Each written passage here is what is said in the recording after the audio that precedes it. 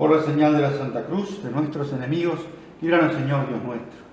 En el nombre del Padre, del Hijo y del Espíritu Santo. Amén.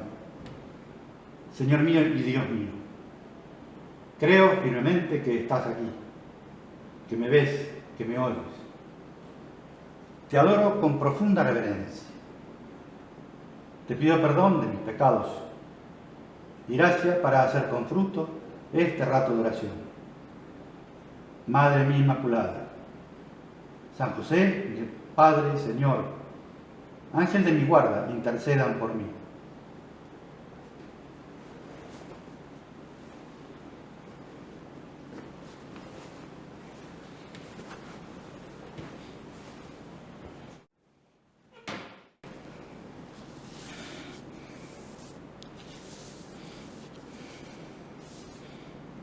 La Cuaresma, siguiendo la tradición de la Iglesia, suele describirse como un camino, concretamente como un camino de regreso a Dios Padre. Y así es de desear que sean estos días para todos los bautizados. San Mateo narra que Jesús, después de ser bautizado y de haberse escuchado la voz de Dios Padre que decía: "Este es mi Hijo muy amado, en quien tengo puesta mi complacencia", a este tipo de revelación se la llama teofanía, nos dice Mateo que Jesús fue empujado, no solo llevado, por el Espíritu Santo al desierto. Y allí estuvo por 40 días y fue tentado por el diablo. Y de igual modo, a todos los bautizados, el Espíritu Santo nos quiere llevar por la vida, pasando necesariamente por desiertos y también por oasis.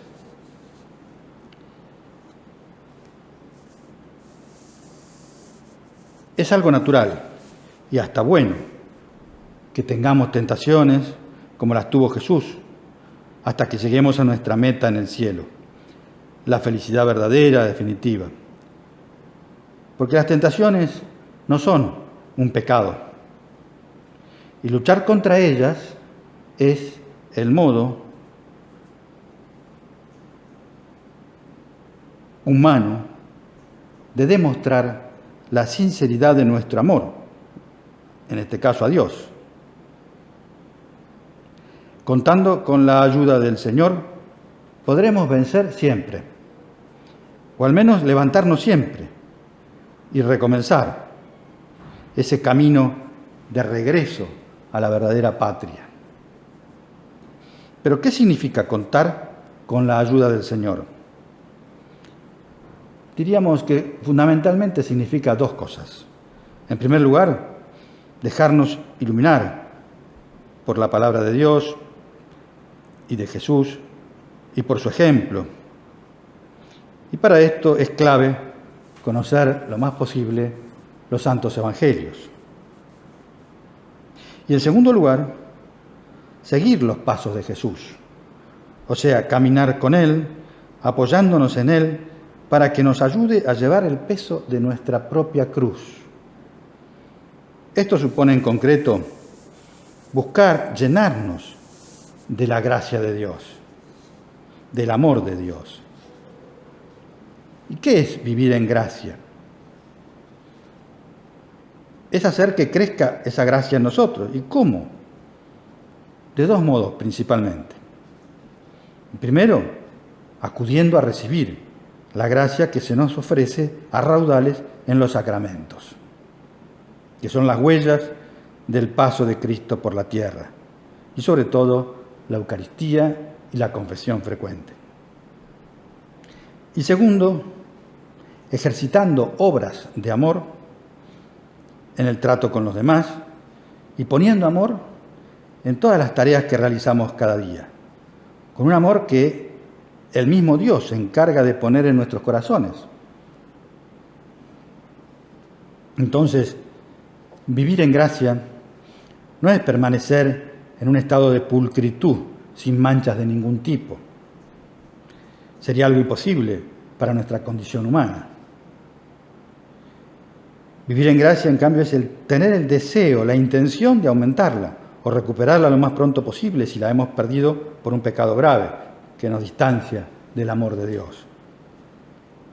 Vivir en gracia supone una conexión permanente con Jesús. Caminar con Él, pero atento a sus palabras, a sus sugerencias, que nos ayudan a mejorar en nuestro trato con los demás, en nuestro modo de trabajar o de cumplir en general nuestras tareas. Vivir en gracia implica tener unos tiempos exclusivos para hablar con Jesús, para hacer oración, cada día unos minutos, en los que podemos contarle nuestros planes, escuchar su parecer, en los que tomamos decisiones libres pero homologadas con la voluntad de Dios. Por todo esto, vivir en gracia es imprescindible para poder ser amigos de Jesús, para que haya esa empatía con Él y de Él conmigo, para que mis paradigmas, o sea, mi manera de ver el mundo y de relacionarme con este mundo, coincida con la visión sobrenatural que Dios tiene y que yo también puedo tener. Vivir en gracia de Dios es, como se dice hoy en día, ponerme sus zapatos y seguir de cerca sus pisadas, y ponerme sus anteojos para ver la realidad de la vida como la ve Él, que es su mentor, su realizador. Por último, podríamos decir que vivir en gracia implica poder contar con lo que los cristianos llamamos la comunión de los santos. En el credo se menciona. Esta no es una simple comunión eucarística, aunque también la abarca, pero se refiere o consiste en una comunión de bienes espirituales que se da entre aquellos que están en gracia de Dios, tanto en la tierra como en el cielo y en el purgatorio. Allí también están en gracia en el purgatorio, porque si no la tuvieran estarían ya en el infierno. Pero esta comunión especial en el amor de Dios nos permite enviar y recibir ayudas de todos los fieles de la Iglesia, los que formamos parte de ese cuerpo místico de Cristo. La Iglesia militante, la Iglesia triunfante y la Iglesia purgante. Y es la causa por la que podemos recibir y dar multitud de ayudas de todas las almas que ya partieron de esta vida. Muchas de las cosas que nos salen bien justamente se deben a sus intervenciones y podemos ofrecer sacrificios y oraciones por las que todavía están purgando. Y ellas nos agradecen especialmente, las almas del purgatorio, debido a la gran ayuda que les supone cuando encargamos misas por ellos. Aquí radica, entre otras razones, la importancia que tiene vivir en gracia, no solo por el bien de nuestra alma, sino también por el bien que supone para todos los fieles de la Iglesia. Esto es algo que nos enseña, nos sugiere también el camino cuaresmal. Continuando con el Evangelio de San Mateo, vemos cómo al concluir las narraciones de las tentaciones de Jesús, comienza en el capítulo 5 lo que se suele llamar la parte discursiva del Evangelio. El primer conjunto importante de enseñanzas de Jesús cuando ya se ha reunido un gran gentío para escucharle. Para poder hablar a esa multitud, Jesús tiene que subirse a un monte, que usa como un púlpito elevado, donde muchos más podrán llegar a verlo o escuchar. A este discurso, por eso, se lo llama el Sermón de la Montaña. San Mateo le dedica 3 capítulos, del 5 al 7. Quizá a alguno de ustedes le pasó como a mí, que asociaba el Sermón de la Montaña a las 8 bienaventuranzas. Pero en realidad es mucho más lo que Mateo reúne en ese conjunto de enseñanzas en la montaña. Vamos ahora a hacer referencia y resumir las que nos pueden ser más útiles en estos días de Cuaresma. Lo primero que aprovecha el Señor para transmitir es una imagen completa de cómo debe ser el verdadero discípulo. Cada bienaventuranza es como una faceta de una misma realidad, lo que puede hacer el amor de Dios en cada hombre, en cada mujer, para que seamos realmente felices. Solo aclara que la felicidad que Él promete no está condicionada a la salud, a la fortuna, a las satisfacciones o éxitos, ni tampoco a la actitud que los demás seres humanos puedan tener hacia nosotros. No está condicionada a los acontecimientos mismos, sino que se refiere a la manera como reaccionamos frente a ellos. Nuestra felicidad, en definitiva, tiene su fuente en Dios. Y tal como sea nuestra confianza en Él y de cómo recibamos las circunstancias en las que Él permite que estemos, así será nuestra felicidad, porque Él nos dará siempre los medios para alcanzarla. En una palabra, para ser santos. Al acabar las bienaventuranzas, dice a sus discípulos que tienen que ser sal y luz del mundo, para transmitir los principios que en ellas y en todas sus enseñanzas se contienen. No deroga, o sea, les aclara inmediatamente que esta ley nueva, conjunto de enseñanzas, no deroga la ley que ya estaba, sino que le da verdadero cumplimiento. Y enseña cómo los escribas y fariseos se habían quedado muchas veces cortos en su aplicación e incluso habían interpretado mal algunos preceptos allí contenidos, como por ejemplo lo concerniente al matrimonio, a los juramentos, a la caridad con el prójimo, etc. Acerca de las bienaventuranzas en concreto y de estas otras enseñanzas hablaremos con más detalle en otra ocasión. Ahora nos interesa recoger la valoración que hace la muchedumbre que lo escuchaba al concluir esas enseñanzas, tal como nos la transmite San Mateo. Él dice que no acababan de admirarse de su doctrina, porque su modo de instruirles era con autoridad y no como los escribas y fariseos. No nos ha de extrañar que esa misma admiración o incluso desconcierto causen las enseñanzas de Jesús en nuestras almas, en algunos casos, o en las almas de nuestros amigos, sobre todo por la gran diferencia que suelen tener con lo que nos transmite la sabiduría humana. Un ejemplo en este sentido es el que nos sugiere el prelado del Opus Dei en su mensaje para la Cuaresma también. Hablando del sentido de la pobreza como virtud, nos recuerda que como ella no se opone, sino que proclama y elogia la bondad originaria de toda la creación, de las cosas materiales, pero en la medida en que no nos dejemos atrapar o obnubilar por esa maravilla, como sugiere a veces la sabiduría humana, sino que busquemos desapegarnos, desprendernos de las cosas materiales. Y citando a San José María dice, porque esa es una manifestación de que el corazón no se satisface con las cosas creadas, sino que aspira al Creador de todas ellas.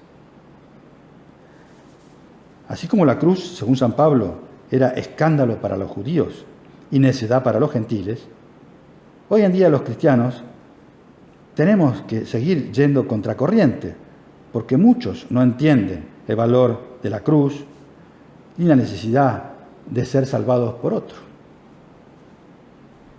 Sin pelear contra nada y nadie, sino sembrando la paz, siendo elementos de unión, no de división, sembrando alegría y esperanza, en estos tiempos en que la pandemia arrastra a muchos por caminos de tristeza o de temor.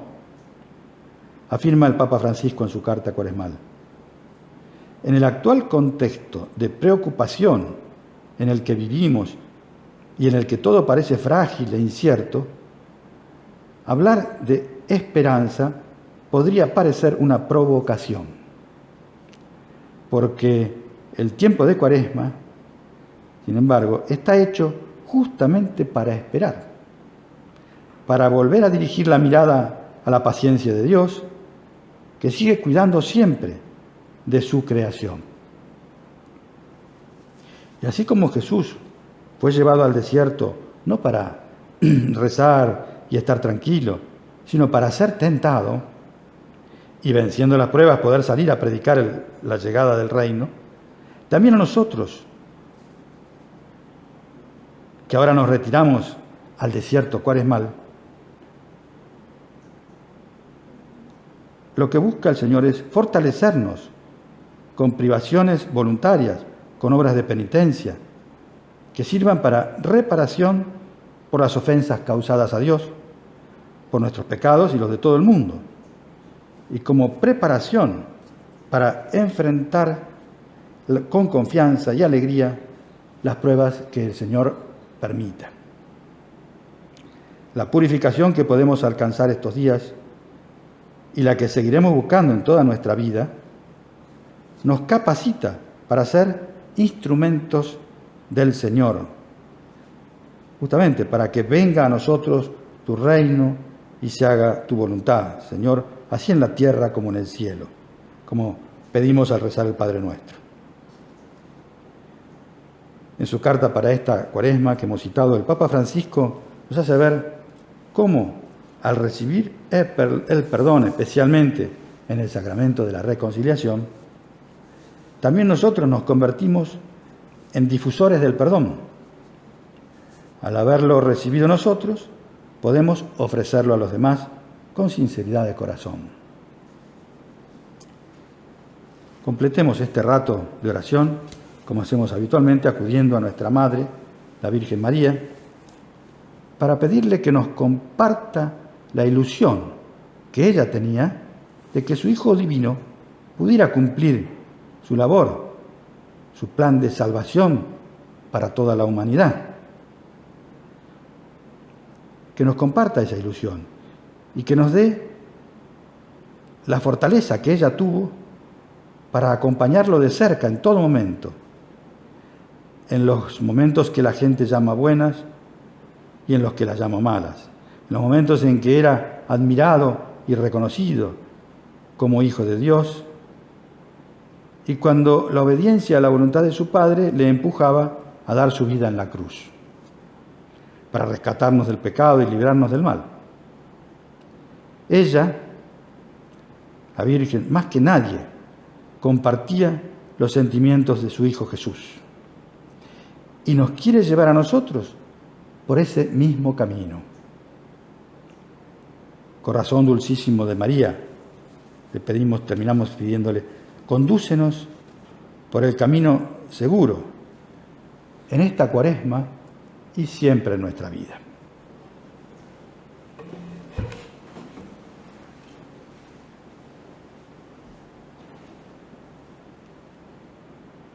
Te doy gracias, Dios mío, por los buenos propósitos, afectos e inspiraciones que me has comunicado en esta meditación. Te pido ayuda para ponerlos por obra. Madre mía Inmaculada, San José, mi Padre y Señor, Ángel de mi guarda, intercedan por mí.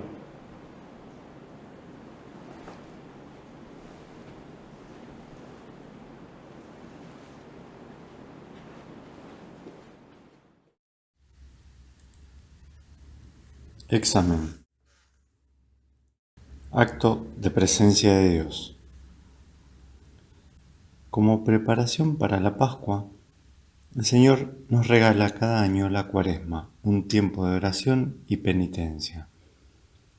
¿En qué aspectos de mi vida está el Señor esperando una conversión de mi corazón?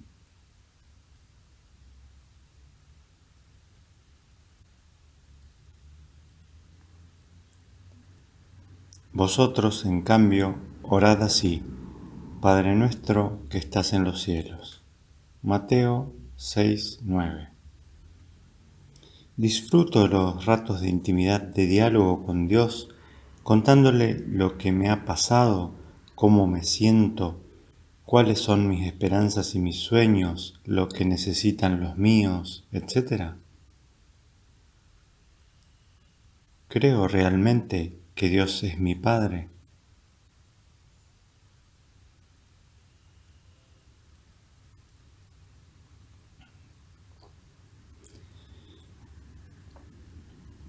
Tú, en cambio, cuando ores, entra en tu cuarto, cierra la puerta y ora a tu Padre que está en lo secreto. Y tu Padre, que ve en lo secreto, te lo recompensará. Mateo 6:6. En mi oración, procuro hablar desde lo más íntimo de mi corazón para dirigirme al Señor.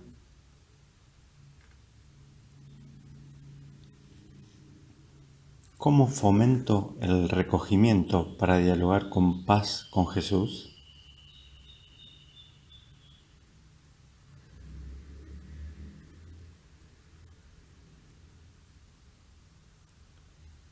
Si el grano de trigo no muere al caer en tierra, queda infecundo, pero si muere, produce mucho fruto. Juan 12:24.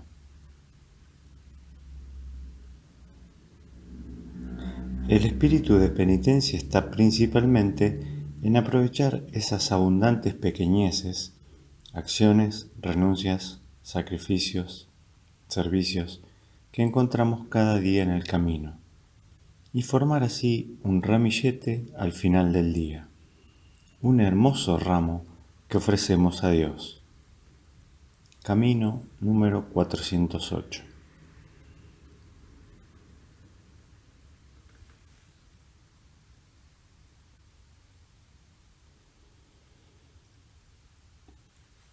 La vida cristiana es un constante comenzar y recomenzar, un renovarse cada día. Cristo resucita en nosotros si nos hacemos copartícipes de su cruz y de su muerte. Es Cristo que pasa, número 114. ¿Cómo podría acompañar al Señor durante esta Cuaresma? Vivo el ayuno sabiendo que es una invitación a recordar que el alimento que sacia el hambre y la sed del hombre no es el material, sino Dios mismo.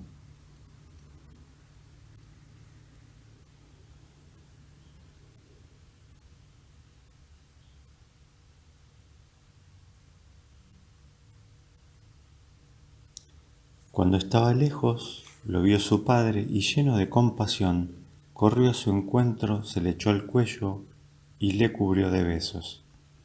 Lucas 15:20. Dios está continuamente esperándonos. Procuro acudir con esperanza a la misericordia del Señor, sabiendo que la confesión inunda de alegría y de fuerza. Amigos de Dios, número 214.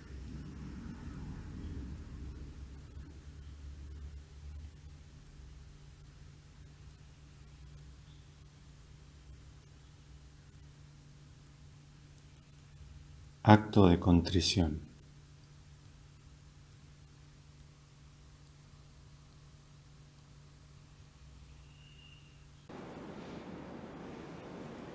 Por la señal de la Santa Cruz de nuestros enemigos, líbranos, Señor Dios nuestro.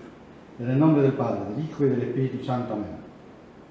Señor mío y Dios mío, creo firmemente que estás aquí, que me ves, que me oyes. Te adoro con profunda reverencia. Te pido perdón de mis pecados y gracia para hacer con fruto este rato de oración. Madre mía Inmaculada, San José, mi Padre y Señor, Ángel de mi guarda, intercedan por mí.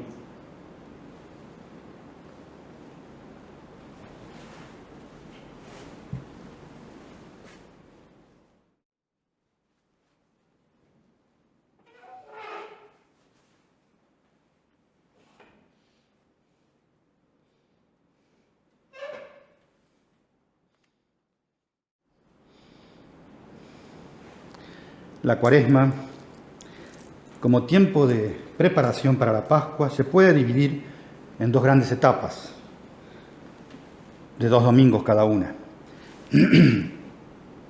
La primera resalta el papel de nuestro esfuerzo por convertirnos, contando siempre con la gracia de Dios, y la segunda pone en evidencia mayormente el rol que juega Dios en cada conversión. Así, en el primer domingo, en el Evangelio de la Misa, se nos recuerdan las tentaciones de Jesús y cómo le responde al diablo, venciendo cada una de las pruebas a las que es sometido. Es interesante detenernos un momento ahora en ellas, porque estas pruebas nosotros también las tenemos de modo habitual. La primera se refiere a los apegamientos terrenos. A esta tentación Jesús responde: no solo de pan vive el hombre, sino de toda palabra que sale de la boca de Dios. La segunda prueba es la de la pereza, que nos empuja a tentar a Dios con milagros innecesarios.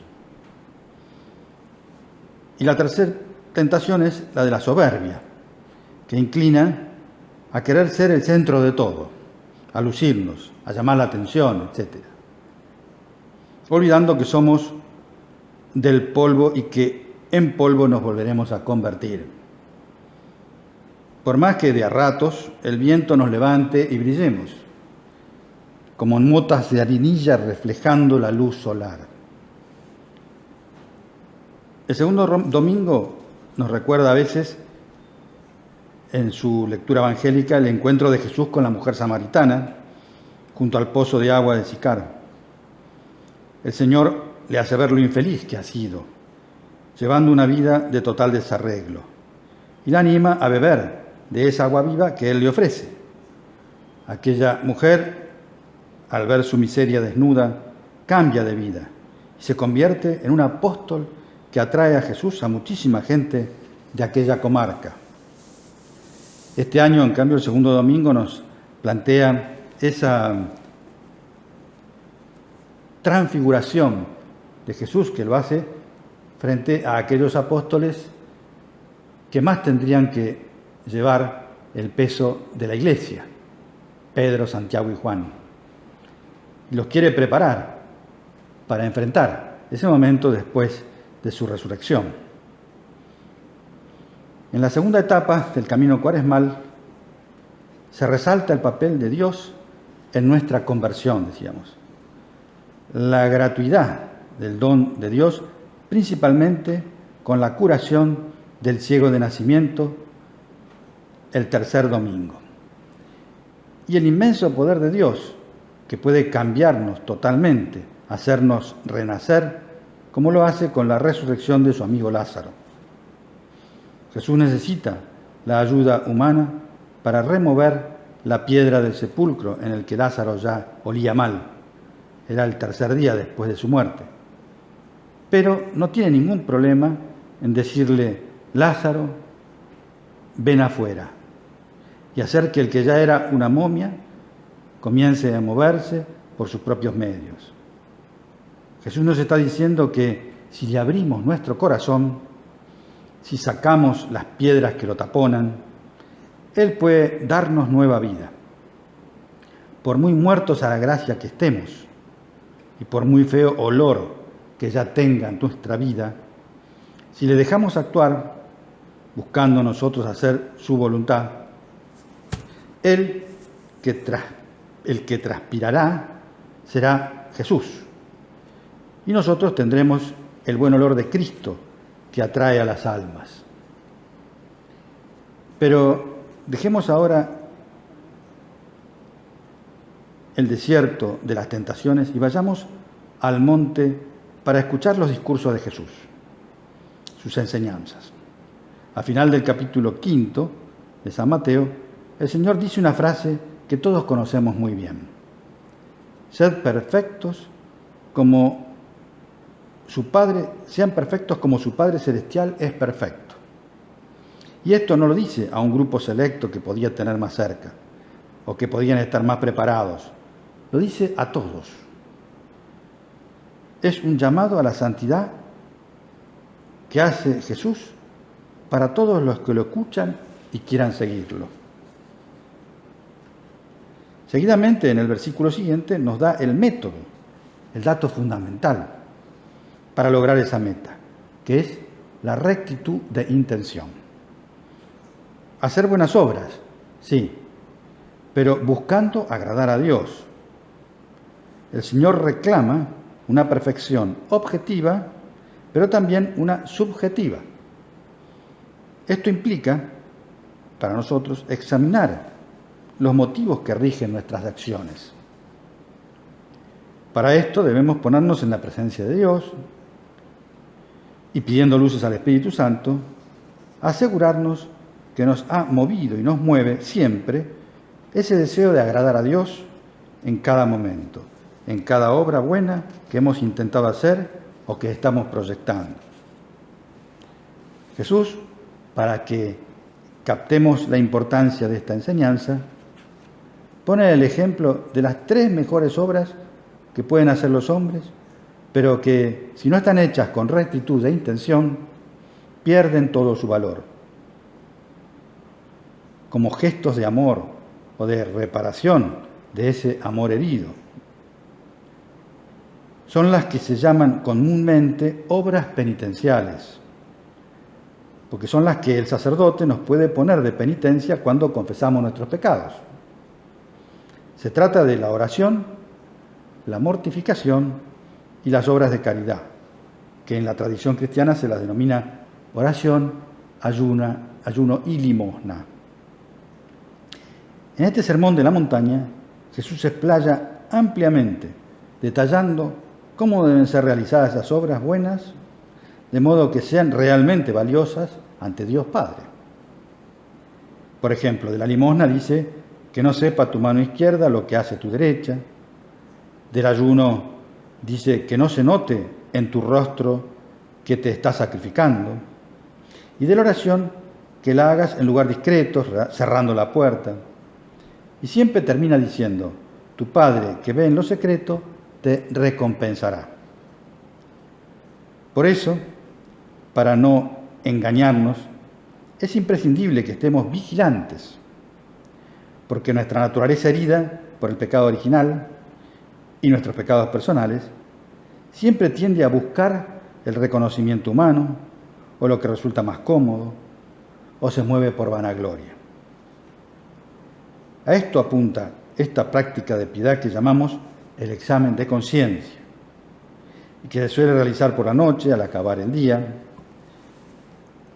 En esos pocos minutos, a veces, más que mirar o repasar lo que hicimos bien o mal durante el día, puede sernos más útil mirar por qué, o para qué, o para quién lo hicimos, o no. Si tuve, por tanto, rectitud del corazón. Y en cualquier caso, aunque estemos al final del día, aún tendremos tiempo de rectificar y ofrecerle a todo al Señor. Lo que salió bien, que sea para tu gloria, Señor. Y lo que estuvo mal, lo pongo delante tuyo, Señor. Me reconozco culpable para que me purifiques y me llenes de tu misericordia, Señor. En los minutos que nos quedan ahora de este rato de oración, quiero comentar algún aspecto que me sugiere el Espíritu Santo referidos a cada uno de estos 3 actos penitenciales. En primer lugar, respecto a la oración, hay muchas formas de orar, pero todas incluyen un detalle no poco importante. Si consideramos la oración como un diálogo con Dios, ya sea usando palabras propias u otras tomadas de oraciones vocales, litúrgicas, etc., lo más importante siempre, y difícil también, es poder escuchar qué me dice Dios, de modo que aquello no sea un monólogo. Y para esto, un requisito imprescindible es el llamado recogimiento. Eso que Jesús describe como entrar en nuestro aposento, significa cerrar las puertas de la habitación, pero también las del alma, a las preocupaciones vanas. Es recogimiento exterior e interior. Además, para poder escuchar al Señor se requiere fe y disponibilidad sincera. El que confía en que es el Señor quien le habla cuando está orando y está dispuesto a hacer lo que Dios le pide o le diga, ese es el que mejor y más claro lo escucha. Siempre es así. Respecto a la mortificación, la otra obra penitencial, que suele llamarse ayuno, no hay que esperar a encontrar oportunidades de hacer algo grande o heroico, sino que hay que aprovechar las ocasiones que nos brinda la vida. Es lo que se llama mortificación pasiva. Y buscar, por otro lado, activamente las que redundan en beneficio de los que nos rodean, sobre todo. Entonces, ayunar significa a veces no mirar el celular, no entretenerme con otras pantallas cuando nos habla alguien cercano, el cónyuge, tu hijo. Es ayunar de poner caras largas por cualquier tontería o contradicción. Ayunar de actividades que te restan tiempo que querrías y podrías dedicar a cosas de Dios, a la oración, a la lectura espiritual, o a ir a misa y comulgar entre semana, a confesarte con más frecuencia, etc. Ayunar de las cosas que se oponen a estas actividades.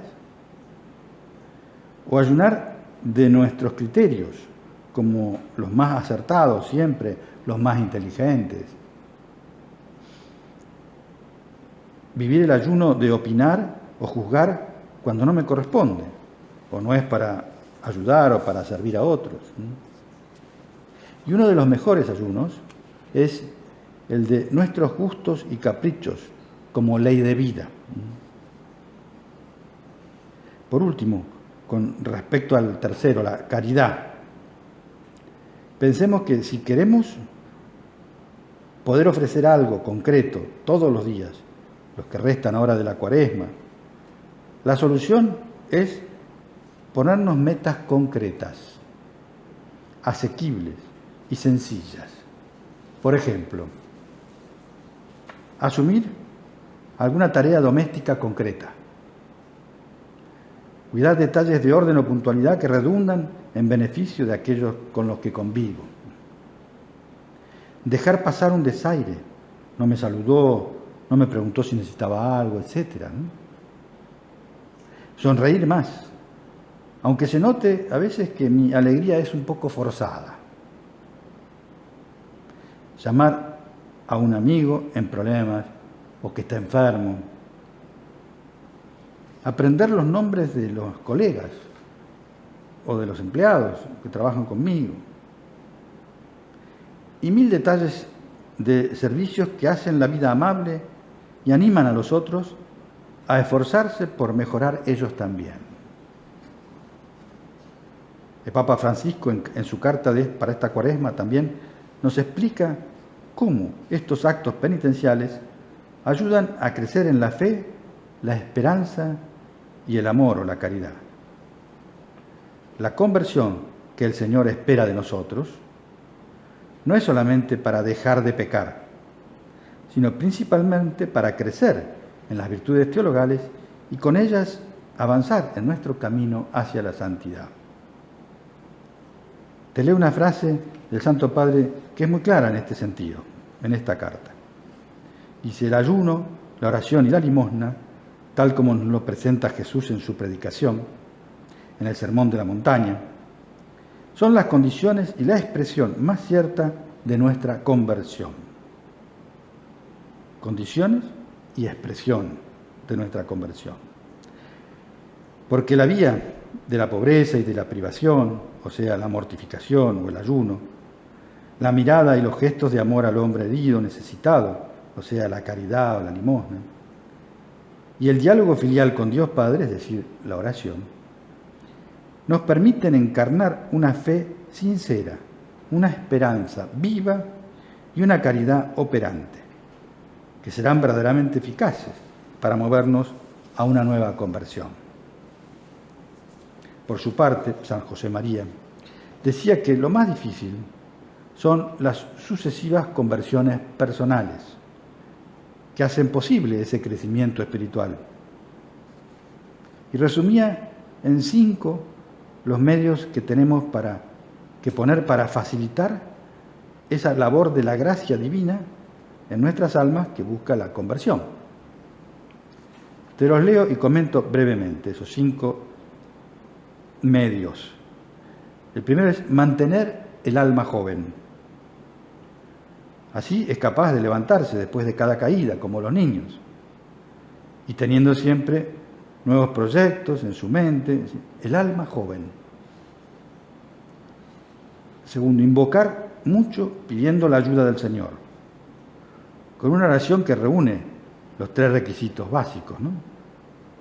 Confianza, humildad y perseverancia.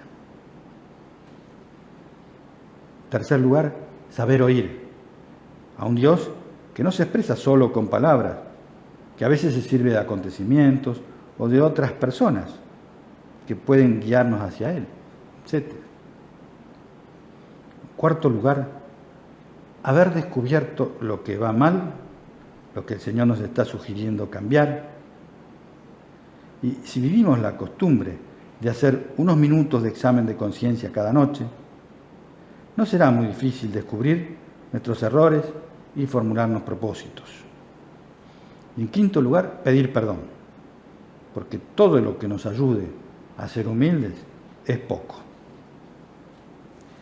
Si dirigimos ahora nuestra mirada a la Madre del Cielo, notaremos cómo ella siempre está pendiente de nosotros y nos tiende una mano fuerte y sonriente cada vez que iniciamos una nueva conversión. Ella tiene el título de Madre de la Iglesia porque todos los cristianos nos hemos sentido siempre bajo su manto protector. San José María, hablando del gran emprendimiento que Dios puso en sus hombros, decía que la obra de Dios nunca había dado un paso sin que estuviera precedido, acompañado y seguido de su invocación a María. Madre de misericordia, auxilio de los cristianos, ruega por nosotros ahora, en este camino cuaresmal y siempre, hasta la hora de nuestra muerte. Amén.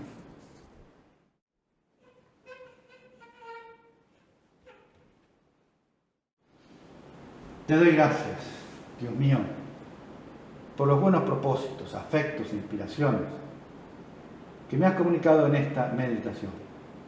Te pido ayuda para ponerlos por obra. Madre mía Inmaculada, San José mi Padre y Señor, Ángel de mi guarda, intercedan por mí.